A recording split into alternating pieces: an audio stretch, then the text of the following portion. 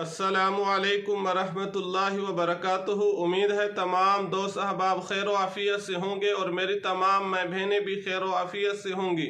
रब ताला आपको, आप जहाँ कहीं भी हैं, रब ताला आपको खुश व खुरम रखे। तमाम किस्म के मसाइब और परेशानियों से रब ताला आपकी और आपके अहले खाना की हिफाजत फरमा कर रब ताला आपको अमन और सुकून वाली ज़िंदगी अता फरमा दे। आज आप हजरात की खिदमत में जो अमल लेकर हाजिर हुआ हूँ वो अमल है, अगर आपके घर में नाचाकी रहती है, आपके घर में लड़ाई झगड़े फसाद रहते हैं, आप चाहते हैं कि रब ताला हमारे घर को खुशहाल बना दे, हमारे घर वालों को अल्लाह ताला सुकून वाली ज़िंदगी अता फरमा दे, लड़ाई झगड़े नचाकियों से रब ताला हमारे घर की हिफाजत फरमा दे, तो फिर आप ये वजीफ़ा करें। इस वजीफ़ा की बरकत से इंशाअल्लाह नचाकी लड़ाई झगड़े ख़त्म होकर रब ताला अमन सुकून और राहत वाली ज़िंदगी भी रब ताला आपको अता फरमा देंगे और रब ताला आपके घर वालों को भी खुशहाली वाली ज़िंदगी अता फरमा देंगे। दूसरी बात यह है कि ये नचाकियाँ घर में लड़ाई झगड़े क्यों पैदा होते हैं, क्या कभी हमने सोचा भी है? उसकी बुनियादी वजह यह है कि आज हम बग़ैर तहकीक के तनकीद करना शुरू कर देते हैं।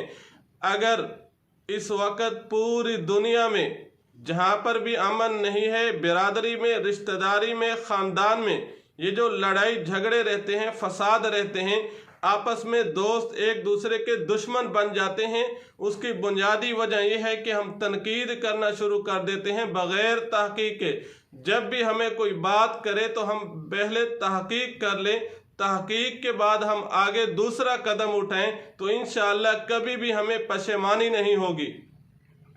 वो वजीफ़ा जिसके करने से नचाकियाँ ख़त्म हो जाएं, वो वजीफ़ा ये है, वो वजीफ़ा किसी वक़्त के साथ ख़ास नहीं है कि आप फ़लाँ नमाज पढ़ें उसी जय नमाज पर बैठ जाएं, इसी तरह वजीफ़ा नहीं है, बल्कि आप जहाँ कहीं भी आप बैठे हैं, आप चल रहे हैं, आप किसी काम में मसरूफ़ हैं, उसी वक़्त भी आप ये वजीफ़ा कर सकते हैं।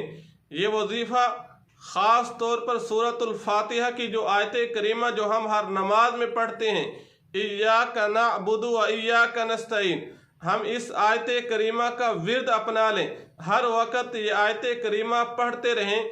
इंशाअल्लाह इस आयत की बरकत से रब ताला नचाकियों को ख़त्म कर देंगे।